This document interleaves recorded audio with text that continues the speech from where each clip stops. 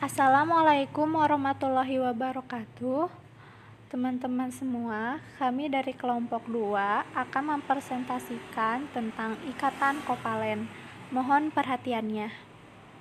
Di sini saya akan menjelaskan apa itu ikatan kovalen. Ikatan kovalen adalah ikatan yang terjadi karena pemakaian bersama pasangan elektron oleh atom-atom yang berkaitan.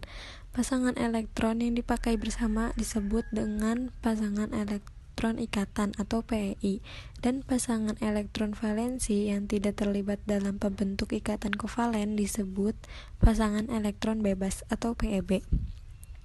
Ikatan kovalen umumnya terjadi antara atom-atom unsur non-logam, bisa sejenis, contohnya ada H2, N2, O2, Cl2, F2, Br2, dan I2.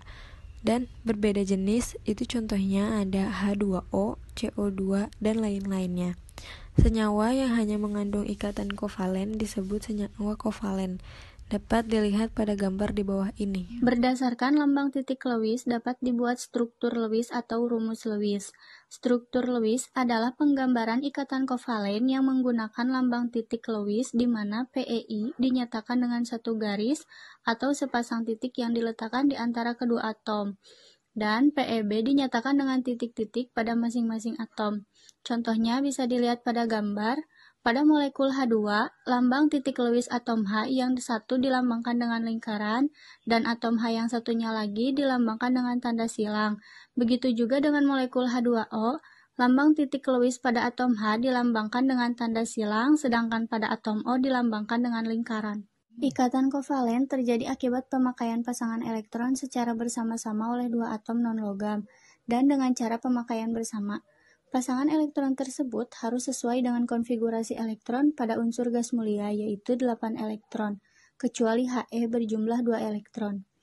Dalam mencapai konfigurasi stabil gas mulia, dua atom tidak saja dapat memiliki ikatan melalui sepasang elektron, tetapi juga dapat 2 atau 3 pasang. Selanjutnya ada jenis-jenis ikatan kovalen, yaitu ikatan kovalen tunggal, ikatan kovalen rangkap, dan ikatan kovalen koordinasi. Ikatan kovalen tunggal. Ikatan kovalen tunggal adalah ikatan dengan satu pasang elektron milik bersama, digambarkan dengan tanda satu garis ikatan. Contohnya, ada atom H ditambah atom H menjadi H2, Cl ditambah Cl menjadi Cl2, dan H2 ditambah O menjadi H2O. Atom H dan atom H membentuk senyawa H2. Atom H memiliki satu elektron valensi sehingga masing-masing kedua atom untuk mencapai kestabilan memerlukan satu atom untuk berikatan. Begitu juga dengan Cl. Cl membutuhkan satu elektron valensi untuk membentuk ikatan. Sedangkan pada H2O, atom O membutuhkan 2 elektron valensi untuk mencapai kestabilan, dan atom H membutuhkan 1 elektron valensi untuk mencapai kestabilan, sehingga atom tersebut saling berikatan. Ikatan kovalen rangkap 2. Ikatan kovalen rangkap 2 ini terjadi karena adanya sharing 2 pasang elektron. Sebagai contoh, yaitu pertama, ikatan yang terjadi antara atom O dengan O membentuk molekul O2. Untuk mengetahui elektron valensinya, kita menggunakan konfigurasi elektron. Atom O sendiri memiliki nomor atom 8. Jadi konfigurasi elektronnya adalah 8O, 2, 6. Jadi atom O ini memiliki 6 elektron valensi. Maka Agar memperoleh konfigurasi elektron yang stabil, tiap-tiap atom O ini memerlukan tambahan elektron sebanyak 2. Maka kedua atom O ini akan saling meminjamkan 2 elektronnya, sehingga kedua atom O ini akan menggunakan 2 pasang elektron secara bersamaan dan membentuk rangkap 2. Maka akan seperti ini. Gambarnya seperti ini. Lalu untuk contoh yang kedua yaitu ikatan yang terjadi antara 2 atom O dengan 1 atom C yang membentuk molekul CO2. Atom O ini memiliki nomor atom 8 dan atom C memiliki nomor atom 6. Jadi konfigurasi elektronnya adalah 8O 2 6 C 6C 2 4. Jadi atom O memiliki 6 elektron valensi dan atom C memiliki 4 elektron valensi. Maka agar memperoleh konfigurasi elektron yang stabil, tiap-tiap atom O ini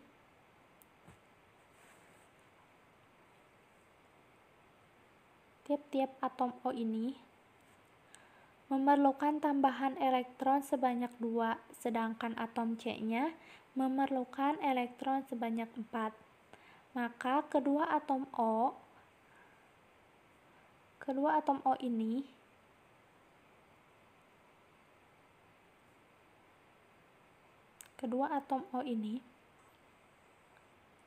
tiap-tiap atom O ini memerlukan tambahan elektron 2.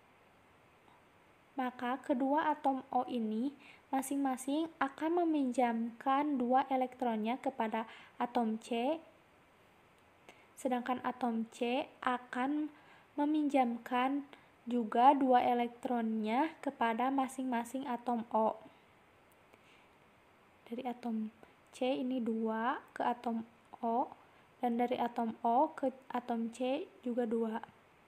Begitupun yang sebelah sini. Sehingga seluruh atom ini akan menggunakan masing-masing 2 pasangan elektron secara bersama dan akan membentuk rangkap 2. Jadi di sini ada rangkap 2. Di sininya juga ada rangkap 2. Jadi gambarnya seperti ini. Lalu selanjutnya ikatan kovalen rangkap 3. Ikatan kovalen rangkap 3 terjadi karena adanya sharing 3 pasang elektron. Contohnya, ikatan yang terjadi antara atom N dengan N membentuk molekul N2. Untuk memperoleh elektron valensinya, kita mengetahui bahwa atom N ini memiliki nomor atom 7. Lalu kita menggunakan konfigurasi elektron untuk mengetahui elektron valensinya. Setelah diketahui bahwa elektron valensi N ini adalah 5, maka agar memperoleh konfigurasi elektron yang stabil, tiap-tiap atom N ini memerlukan tambahan elektron sebanyak 3. Jadi kedua atom N ini akan saling meminjamkan 3 elektronnya, sehingga kedua atom tersebut akan menggunakan 3 pasang elektron secara bersamaan dan akan membentuk rangkap 3. Gambarnya seperti ini. Di sini saya akan menjelaskan tentang ikatan kovalen koordinasi. Ikatan kovalen koordinasi adalah ikatan yang terbentuk dengan cara penggunaan bersama pasangan elektron yang berasal dari salah satu atom yang berikatan pasangan elektron bebas PeB. Sedangkan atom yang lain hanya menerima pasangan elektron yang digunakan bersama. Pasangan elektron ikatan atau PeI yang menyatakan ikatan datif digambarkan dengan tanda anak panah kecil yang arahnya dari atom donor menuju akspektor pasangan elektron. Sebagai contoh, bisa kita lihat dari ikatan yang terjadi antara atom S dengan 3 atom O yang membentuk molekul SO3. Atom S ini memiliki 6 elektron valensi. Atom O memiliki 6 elektron valensi. Untuk membentuk senyawa SO3, bisa kita lihat pada gambar bahwa sepasang elektron dari atom S akan berikatan dengan sepasang elektron dari atom O, sehingga membentuk satu ikatan rangkap 2. Sedangkan 2 pasang elektron lainnya dari atom S akan membentuk dua ikatan kovalen koordinasi dengan dua atom O. Dan pada gambar yang sebelah kanan, tanda panah itu menunjukkan pemakaian elektron dari atom S yang digunakan secara bersama oleh atom S dan dua atom O. Maka pada molekul SO3 tersebut menunjukkan bahwa ada satu ikatan kovalen rangkap 2 dan dua ikatan koordinasi. Polar. Ikatan kovalen polar adalah ikatan yang pasangan elektron ikatnya cenderung tertarik ke salah satu atom yang berikatan. Ikatan kovalen polar terbentuk antara atom-atom unsur yang memiliki perbedaan nilai keelektronegatifan yang relatif besar, sehingga mengakibatkan terjadinya pengkutuban muatan. Misalnya, pada senyawa HF di mana elektron bersamanya digunakan secara tidak seimbang oleh kedua inti atom H dan inti atom F.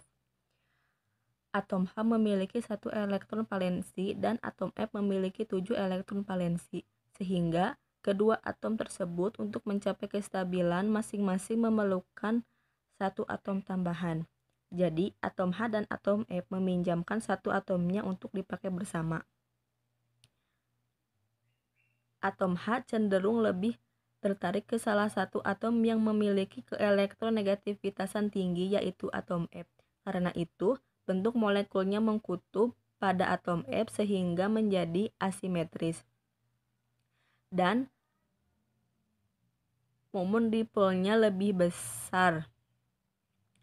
Pada ikatan polar terjadi jika salah satu atom yang berikatan mempunyai elektronegativitas yang jauh lebih besar, dan pasangan elektron ikatan cenderung tertarik ke salah satu atom yang berikatan, sehingga bentuk molekul asimetris dan momen dipolnya lebih dari 1, dan memiliki pusat pasangan elektron bebas.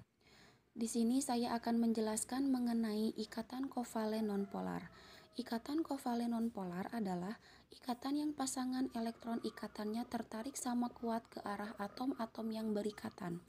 Ikatan kovalen nonpolar terbentuk antara atom-atom unsur yang memiliki perbedaan nilai keelektronegatifan yang kecil atau sama dengan 0, serta tidak memiliki pasangan elektron ikat, sehingga tidak mengakibatkan pengutuban atau polarisasi muatan. Misalnya pada I2, di mana elektron digunakan oleh dua inti atom I. Oleh karena itu, keelektronegatifan sama besar, maka tidak terjadi pengutuban atau polarisasi. Bisa kita lihat pada gambar di bawah, bahwa ada dua senyawa ini memiliki atom yang sama.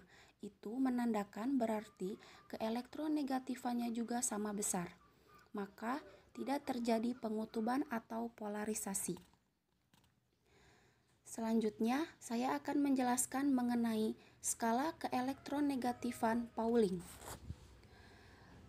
Di sini ada contoh gambar.